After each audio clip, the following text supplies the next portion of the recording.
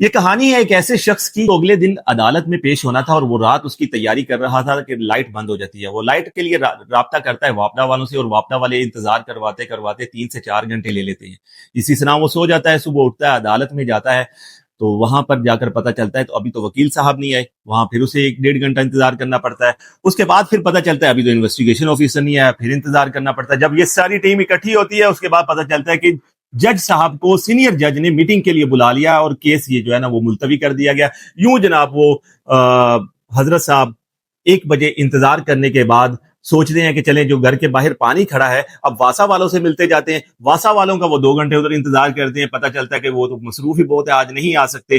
اسی طرح 4 بجے جب وہ گھر پہنچتے ہیں تو وہ کچھ دیر آرام کرنے کے بعد سوچتے ہیں کہ اب نماز پڑھ لی جائے. نماز پڑھنے کے لیے جب وہ مسجد میں پہنچتے ہیں تو عصر کی اذان ہوتی ہے. اس کے بعد چند منٹ امام صاحب تاخیر کا شکار ہو جاتے ہیں.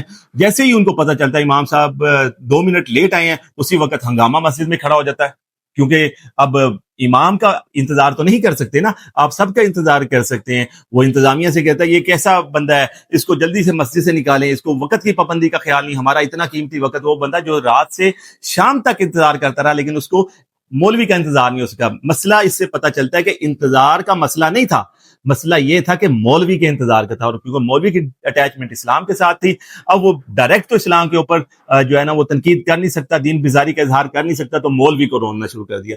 اب آتے ہیں ہم سوات کی طرف. سوات میں پیش آنے والا اندوناک واقعہ جس کی جتنی بھی مذمت کی جائے کم ہے کہ قاری نے تشدد کر کے ایک معصوم بچے کی جان لے لی. میرا موقف پوچھتے ہیں تو میں یہ اس چیز کا حامی ہوں, اسی میڈیم پر اسی لیول پر اس کے اوپر بھی تشدد ہونا چاہیے اور اس کو اس سے زیادہ تشدد کر کے جو ہے نا وہ اس کی زندگی ختم کرنی چاہیے. لیکن یہاں پر ایک بات یہ بھی یاد رکھیں کہ اسی سال 1 جون کو جمرود میں ایک سرکاری اسکول میں ایک سرکاری ٹیچر اسمبلی کے دوران ایک بچے کی جان لے لیتا ہے تشدد کر کے. اسی سال پنجاب میں نارووال میں ایک بچے کے اوپر تشدد کیا جاتا ہے, اتنا تشدد کیا جاتا ہے کہ اس کو ہسپتال داخل کروانا پڑ جاتا ہے, لیکن اس کے اوپر بات نہیں ہوتی. مسئلہ یہاں پر یہ ہے کہ دیکھیں ڈاکٹرز ہیں وہ بچے کی جان لے لیتے ہیں, مریضوں کی جان لے لیتے ہیں انجانے میں, یا جس طرح بھی غلط انجیکشن لگا دیا یا کوئی ایسا معاملہ ہو گیا. اسی طرح آپ ورکشاپ میں دیکھ لیں, ٹھیک ہے, وہ بھی استاد شاگرد کے اوپر تشدد کر کے اس کی جان لے لیتا ہے. اسی طرح روڈ کے اوپر ایکسیڈنٹ ہوتا ہے, کتنے لوگ جو ہے نا وہ مر جاتے ہیں. لیکن مسئلہ یہاں پر یہ ہے کہ موت سے مسئلہ نہیں ہے, مسئلہ یہ ہے کہ مولوی سے مسئلہ ہے اور مولوی کے ساتھ اسلام جڑا ہوا, اس وجہ سے مسئلہ ہے. بھئی میں اس چیز کا سب سے بڑا حامی ہوں کہ اس کو شدید قسم کی سزا ملنی چاہیے. لیکن یہاں پر انصاف کا تقاضا یہ ہے کہ جہاں پر بات آتی ہے اسکول کی, کالج کی, یونیورسٹی کی, یونیورسٹیاں جو زنا کی آجگاہ بن گئی ہیں, جن کی رپورٹس آئے دن میڈیا کی زینت بنتی ہیں, قائد اعظم یونیورسٹی ہو, اسلامیہ یونیورسٹی باولپور ہو, اسلامک یونیورسٹی ہو یا کالجز ہوں, آئے روز تشدد کے واقعات سامنے آتے ہیں. وہاں پر ہم کہتے ہیں فرد واحد کا فیل ہے, یہاں پر ہم کہتے ہیں کہ ادارے کا فیل ہے. بھئی یہی انصاف کرنے کی ضرورت ہے. پہلے تو یہ چیزیں جو تھیں وہ اغیار کیا کرتے تھے, دشمنان اسلام کیا کرتے تھے, اب کلمہ گو اس کے مخالف ہو گئے. آپ نے اسکولوں میں جب آئس کے نشے, آپ کو پتا ہے کہ ایلیٹ اسکول جتنے بھی ہیں ان میں 50% سے زائد بچے اسموکنگ بھی کرتے ہیں, آئس کا نشہ بھی کرتے ہیں, شراب پیتے ہیں, تو کیا آپ وہاں سے بچوں کو ہٹا لیتے ہیں؟ آپ کہتے ہیں اسکول نہیں بھیجنا. بھئی یہ جو چیز غلط ہے اس برائی کو ختم کرنا چاہیے, نہ کہ اس ادارے کو جو ہے نا بدنام کرنا شروع کر دے. مدارس میں اس وقت جو رجسٹرڈ مدارس ہے پاکستان میں 40 لاکھ سے بچے اور بچیاں اس میں تعلیم حاصل کر رہے ہیں. ان کا کھانا, ان کا پینا, ان کا رہائش, ان کی ہر چیز کا انتظام مخیر حضرات کے تعاون سے کیا جاتا ہے, اور گورنمنٹ 1 روپیہ نہیں دیتی.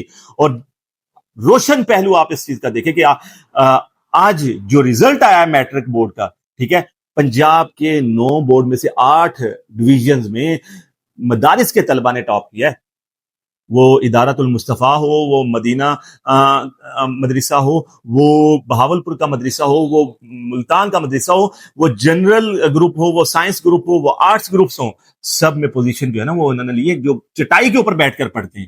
میں سلام پیش کرتا ہوں ان اساتذہ کرام کو, ان علماء کرام کو, ان بچوں کو جنہوں نے چٹائیوں پر بیٹھ کر کم وسائل میں اللہ رب العزت پر توکل کرتے ہوئے محنت کی, اور ان پر بازی لے گئے جن کی والدین ٹیوشن بھی افورڈ کرتے ہیں, اسکول کی 10-10 ہزار فیس بھی دیتے ہیں, 50-50 ہزار روپے فیس بھی دیتے ہیں, وہ پاس تک نہ ہو سکے, اور آپ نے پوزیشن سیکیور کی ہیں. میں سلام پیش کرتا ہوں آپ کے والدین کو, آپ کی ہمت کو, آپ کے حوصلے کو. تنقید کے باوجود آپ لبرل کا منہ بند کیا, اپنی کارکردگی سے آپ نے ان کی زبانیں بند کر دی.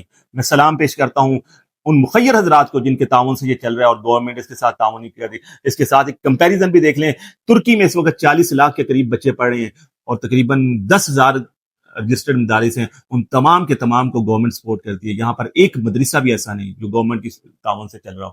یہاں پر جن سکولوں کو گورنمنٹ فنڈنگ کرتی ہے, دودھ پلاتی ہے, بسیں دیتی ہے, ہر چیز دیتی ہے, ان کے ساتھ آئے روڈ سڑکوں پر احتجاج کرتے رہتے ہیں, سڑکوں کی زینت بنتے ہیں. علماء کو آپ کبھی احتجاج کرتے نہیں دیکھیں گے, مشورہ دیں گے تو فری دیں گے. اسکولوں سے پڑھنے والوں کا مشورہ, ڈاکٹر ہو, وکیل ہو, وہ اپنے مشورے کی فیس لیتا ہے. آپ ان روشن پہلوؤں کو دیکھیں, آپ سے تو پانی کا سیلاب نہیں سنبھالا جا رہا. جب 40 لاکھ بچے یہ مدارس سے باہر آ جائیں گے جو کہتے ہیں مدارس کو بند ہو جانا چاہیے, تو بھئی آپ کا جنازہ کون پڑھائے گا, آپ کو نمازی کون پڑھائے گا؟ آپ تو پھر مدارس میں بھی نہیں جا رہے, آپ بیٹھ کر تنقید کر رہے. بھئی یہ اغیار کا کام تھا تنقید کرنا, آپ کلمہ گو ہیں, آپ اسلام پہ اس طرح تنقید نہ کیا کریں. کوئی دنیا میں ایسا مذہب نہیں ہے, اٹھا کر دیکھ لیں, کہ جس کے ماننے والے اپنے مذہب پر اتنی تنقید کرتے ہوں جتنی آج الومناتی ایجنڈے کے تحت ہمارے ذہنوں کو ایسا بنا دیا گیا کہ ہر بندہ اٹھ کر مدارس کے اوپر تنقید کرنا شروع کر دیتا ہے. وہ آپ کی خدمت کے لیے ہر وقت اویلیبل ہیں. آپ ان کی حوصلہ افزائی کریں, آپ ان مدارس کو چلانے والوں کو داد دیں. جو بندہ جرم کرتا ہے اس کو فرد واحد کو آپ تنقید کا نشانہ بنائیں, نہ کہ آپ اداروں کو تنقید کا نشانہ بنانا شروع کر دیں. ٹاپ 10 جو دنیا کے مدارس میں ہیں اس میں پاکستان میں 7 مدارس ہیں, لیکن جو ٹاپ 400 یونیورسٹیز ہیں اس میں پاکستان کی صرف ایک یونیورسٹی آئی ہے. 350 میں پاکستان کی ایک یونیورسٹی بھی نہیں آئی. جناب والا, یہ جو روشن پہلو ہیں ان کو سامنے رکھیں. اللہ تعالی ہم سب کا حامی ناصر ہو.